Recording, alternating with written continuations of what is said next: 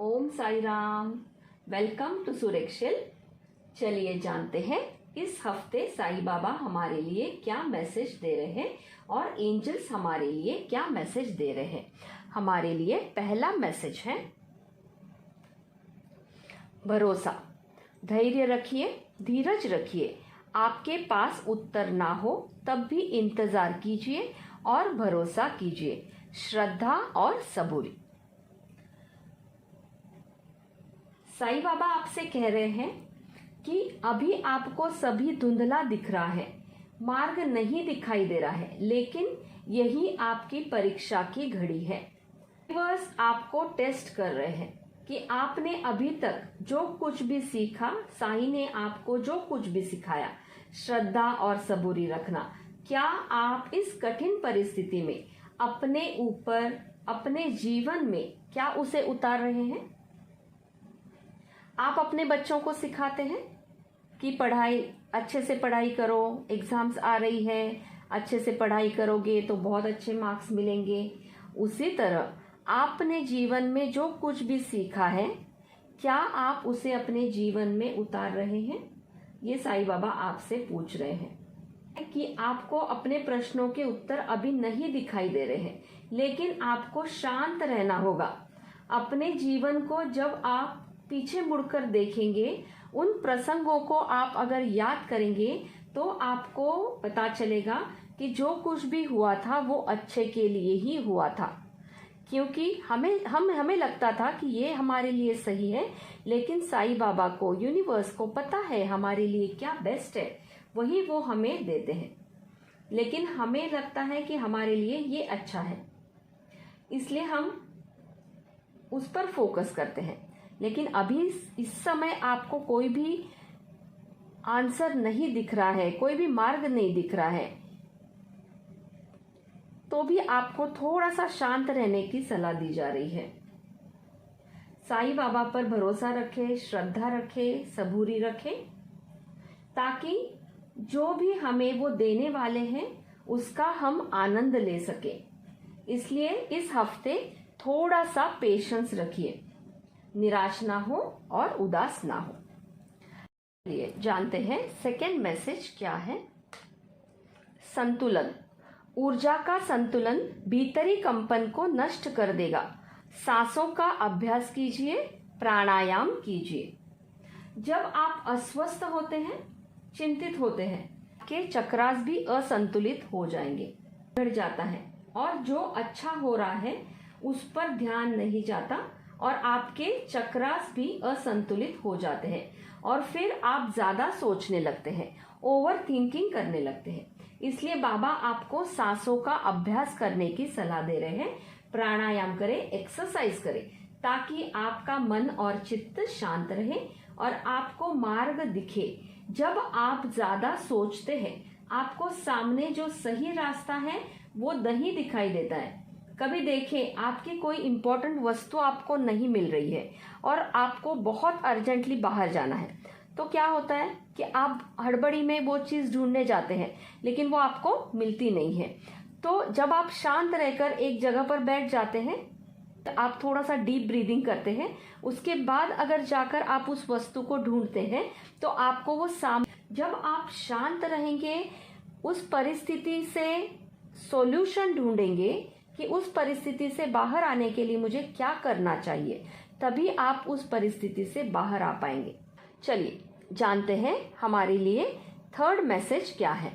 बदलाव। जीवन में शाश्वत कुछ भी नहीं है, परिवर्तन अटल है। देखिए, कोई भी परिस्थिति वैसी जैसे दिखती है वैसे ही कभी नहीं रहती, वो 100% चेंज होती है ना। जैसे रहती है वैसे कभी भी नहीं रहेगी, वो हमेशा चेंज होगी। कोई भी परिस्थिति जब भी आपके पास आती है, वो आपको कुछ ना कुछ सिखाने के लिए आती है। अगर आप पास्ट में क्या हुआ या अभी की परिस्थिति को लेकर रोते रहेंगे, तो जो कुछ भी करंट सिचुएशन में, वर्तमान में जो अच्छा हो रहा है, उसका आप आनंद नहीं ले पाएंगे। इसलिए वर्तमान में जिए। अगर कोई कठिन परिस्थिति आपके जीवन में है तो उसे वो जरूर बदलेगी, वो वैसे ही नहीं रहने वाली है। साई पर भरोसा रखें, लेकिन साथ ही साथ अच्छे कर्म और एक्शन आपको करना होगा। ये ध्यान रखें, परिस्थिति जरूर बदलेगी, साई पर भरोसा रखें। देखिए, साईं बाबा बहुत सुंदर मैसेज दे रहे हैं हमें। पहली चीज तो साई पर हमें भरोसा रखना है, श्रद्धा और सबूरी रखनी है। देन अपने आप को, अपने शरीर को संतुलित करने के लिए आपको प्राणायाम, सांसों का अभ्यास करना होगा। तभी आपके जीवन में वो बदलाव आएगा और जो परिस्थिति अभी आपको दिखाई दे रही है वो 100% चेंज होगी। इसलिए अपने ऊपर काम करना आज से ही स्टार्ट कर दीजिए। चलिए देखते हैं एंजल्स हमारे लिए क्या मैसेज दे रहे हैं। What appears to be a problem is actually a part of your answered prayers. You will understand the reason behind your present situation as everything resolves. Trust in the heaven's protection and infinite wisdom to answer your prayers in the best way. अभी आपको जो भी problem दिखाई दे रहा है वो actual में आपने पूछे हुए क्वेश्चन का आंसर है।